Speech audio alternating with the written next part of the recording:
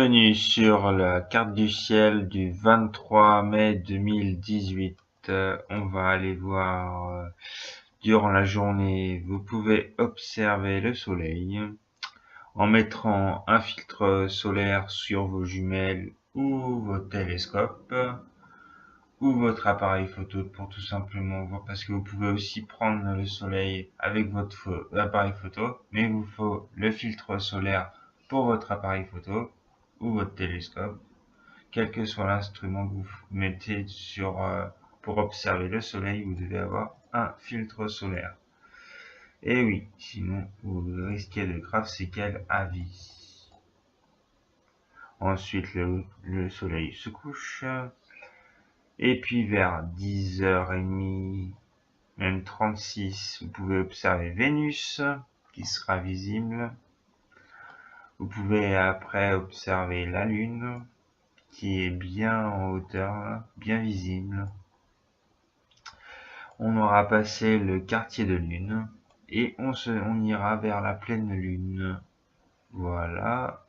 On va quand même zoomer un peu parce que vous voyez quand même la lune. Ça va devenir de plus en plus rare vu que aujourd'hui on a eu de l'orage en aval.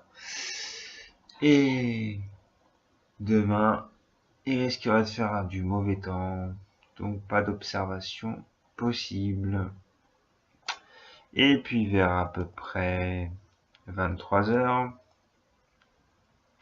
la nuit sera bien tombée, mais Vénus toujours disponible. La Lune est plein en haut du ciel et Jupiter est déjà levé depuis 10h et quelques, mais elle sera plus visible vers 11h vu que la nuit sera tombée et on pourra observer juste la planète et ses satellites Callisto, Io, Europe, Ganymède et plein d'autres. Voilà. À 11h, vous avez quand même, par rapport aux autres jours, vous avez 1, 2, 3 astres à observer, à savoir 2 planètes et notre satellite, la Lune.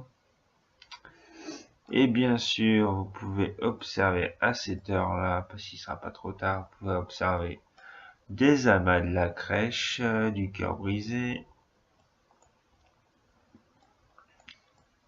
qui ressemble à cela.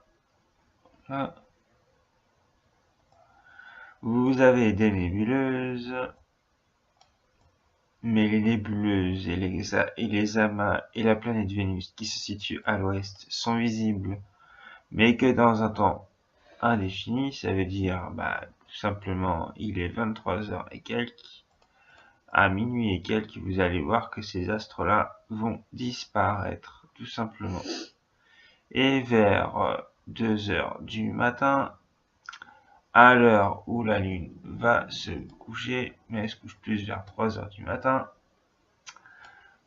elle se couche quand Jupiter est haut dans le ciel, Arcturus sera visible, et à ce moment-là, vous avez Saturne de disponible à 2h45 du matin, ainsi que Mars à l'horizon.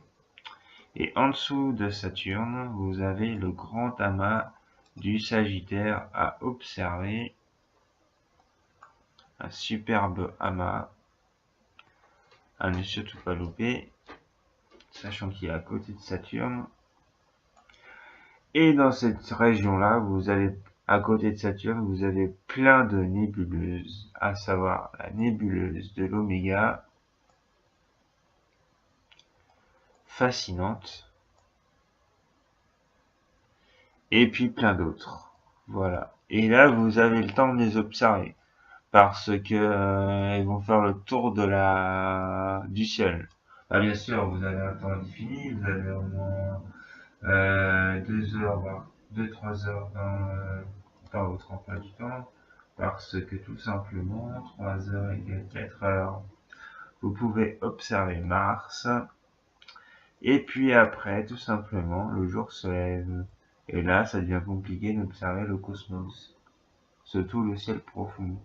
Voilà, j'espère que vous avez aimé cette carte du ciel, et je vous dis tout simplement À demain. Merci à vous tous.